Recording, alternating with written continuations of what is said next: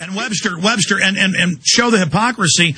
They had the CPAC meeting this year. Ron Paul spoke. All your most staunch Republican supporters there, they were cheering and standing, the majority of them, when he said it's not Republican to have wars. These wars were wrong, showing most Republicans aren't pro-war. That illusion shattering. Same thing with Democrats now. They've got to stand up at how outrageous. Total number of troops in countries is up. Total number of dead is going back up again. How did you know this, though? Because back during the campaign, you said left cover is what he needs. Only an attack from the left will help. He will love a Limbaugh. He will make Limbaugh his enemy. And then it turned out White House memos came out that they love making it about a Limbaugh as they run against him, discredited with the Viagra and the hillbilly heroin, the Oxycontin, all the weirdness, and all the craziness, and him drugged out of his mind at CPAC. And I mean, you were right about that. And so you're absolutely right. They need to not just have left cover. They want to run him against the more buffoonish type Republicans. Certainly people like Limbaugh or Hannity are viewed as ogres by probably two-thirds, maybe somewhat less than two-thirds now. I think, there's I disagree with them totally, especially on economics. But that's another story. If you can play yourself, if it's a choice between Obama and Limbaugh, then Obama's going to win by 70-30 or 80-20 or whatever it is. It's going to be a small and vocal minority that will go with Limbaugh. So as long as you can define that as the universe of discourse, then Obama wins. Now, the critical thing about the second front, Obama is in Phoenix, Arizona today, I believe. This is the Veterans of Foreign Wars Convention. There is an anti-war protest contingent there. So I think the palm goes to them. I think this is, as far as I can see, the first significant anti-war demonstration anywhere is taking place in Phoenix, Arizona today. So hats off to those guys. I hope they're vigorous. Generally, it takes a while for people to realize the cynicism and the warmonger commitment of Obama. Remember, Obama ran as the biggest warmonger, bigger than McCain, bigger than Hillary, bigger than Bush. He was the one who said, I want the unilateral bombing of northwest Pakistan with no consultation of the government. We want to kill Pakistanis on Webster also, territory. But it's worse than that. He didn't just run as a big warmonger. He early on got the pole position and got noticed and came to the fore by being super anti-war. I'm going to end the Iraq war immediately. Then it was 16 months and 23 months, and then they rewrote cities so bases wouldn't be in the cities, a semantical game. He rotated troops out of Iraq, those that did leave, to Afghanistan. Now he's replacing the troops in Iraq. So duplicity, lying, twisting, all the things you've talked about. Then he flip-flopped right into the campaign the last few months saying, I'm going to be where we need to be. And as you said, now a huge new war in Afghanistan. Is that over those pipelines? Or I mean, they've got to know it's a war they're not going to win. No, it's not a war to win. It's a war to create chaos. And remember, the escalation of Afghanistan is a function of the plan to destroy Pakistan, to break it up into mini-states and micro-states, right? The 5 components, Sindh, Punjab, Baluchistan, Pashtunistan, Waziristan, or tribal areas, whatever you want to call that. And the goal there is that this is a Chinese ally. Remember, the battlefield is now the Indian Ocean, from Africa to Bangladesh to Pakistan, over to Thailand, right? We got Suu Kyi in Burma, and an anti-Chinese function. So the idea is anybody who is friendly with China is now a target. Anybody who wants normal commercial relations, wants to sell oil, sell minerals, sell strategic raw materials, do deals with the Chinese, you become an enemy of civilization. You become, in effect, a terrorist, except now you're going to be more than a terrorist. You're going to be a human rights abuser. You're going to be a nuclear proliferator. You're going to be a humanitarian disaster. So that's the targeting of Pakistan. Stay there, Webster. We're going to get back into what's happening geopolitically in about 5 minutes. But I wanted, since you brought up the fact of it's great that she was considering, you'd heard, going out and speaking out, because now that archetypal image of Cindy Sheehan to expose the foundation, big money run, fake war movement, and to expose Obama for what he is, she's put out a press release. Cindy Sheehan to lead protests against wars near Obama's vacation spot on Martha's Vineyard. Let's get this up on Infowars.com and PrisonPlanet.com. Guys, please have Rob Dew tell the webmasters to post this. And everybody, go there and expose him as a warmonger. Cindy Sheehan, great to have you pop in with us today. Hey, Alex. Always nice to be on with you. Always good to have you here. Okay, in a nutshell, tell us where you're going, what you're doing. Well, I heard back in June that Obama would be vacationing on Martha's Vineyard in August, so we've been trying to put together,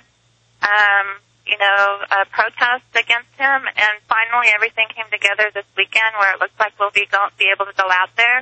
Part of the problem, and I heard you guys talking about it a little bit, is that the so-called anti-war movement doesn't want to have anything focused on Obama against the occupations and the wars of Afghanistan, Pakistan, and Iraq. And, Iraq's not over yet. And so anyway, we've come up against some considerable resistance from the left. But then over this past week, when it looks like, this fake debate about health care and, all these, the right playing into the hands of the Democratic Party that doesn't want to give a public option for health care.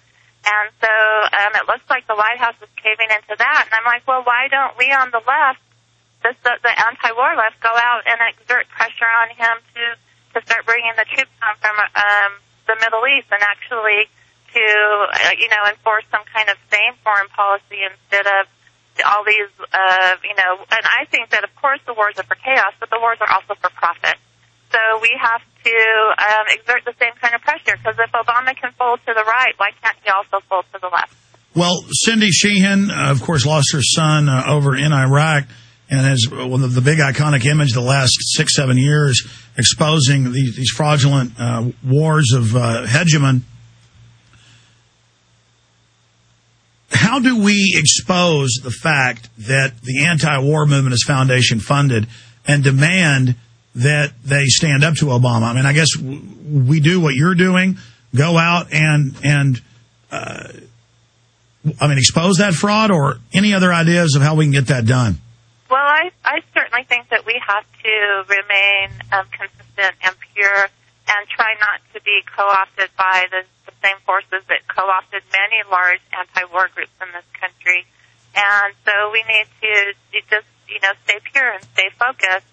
And this isn't getting quite the attention that going out to the Bush Ranch got. So, there's a lot of false debates going on, so we need to redirect it where the debate needs to be, and that's ending this empire, this military-industrial empire. And we can't get anything else done in this country until that happens. And so hopefully when I go out to Martha's Vineyard, like when I went to Crawford, Texas, the press will be there. People will start being able to hear that message. There's many people on the so-called left that still think Obama is some kind of a peace person.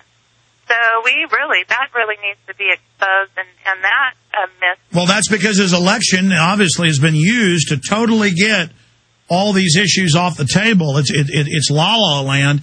The establishment craftily did that, making the war like it was just Bush's and not the establishment that controls both these presidents. But Cindy, overall, and I want to get Webster's comment on this, the incredible drop of Obama. His polls have gone from the 80s to the mid-40s now. He lost 3 points last week, lowest approval rating of any president 8 months into their administration. Are you worried about him staging any type of crises or terror attack like we saw from Bush as a pretext to try to continue this agenda? Well, that's a concern that we always have to worry about, but that doesn't mean that we quit our activism or quit speaking the truth to the power. That we have to go forward, and we have to, first of all, I support 100% the 9/11 truth movement, and I support the ballot initiative in New York City to get a new investigation going. But that's one thing that needs to be exposed over and over and over again, is how our governments do have these, and I don't know who caused 9/11. I know you guys know. I don't know who caused it. But over and over and over again, we have these, so-called disasters that get us into one war after the other, but not just wars.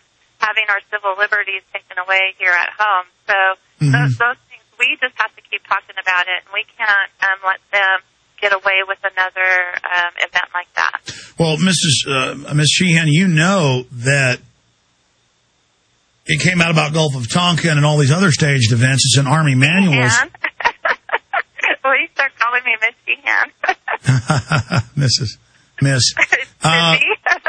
Yeah, Cindy. I'm thinking about staged events, though. We know about Gulf of Tonkin. We know about other events. Right. We know Cheney did want to blow up U.S. ships and blame it on Iran. Right. So I think we defeat their false flag by pointing out that they may engage in false flag. And by not. No, I agree with you. And by not letting them play us off against each other in the left-right paradigm, which is very, very hard to do as they polarize things. Webster, any questions or comments for Cindy Sheehan?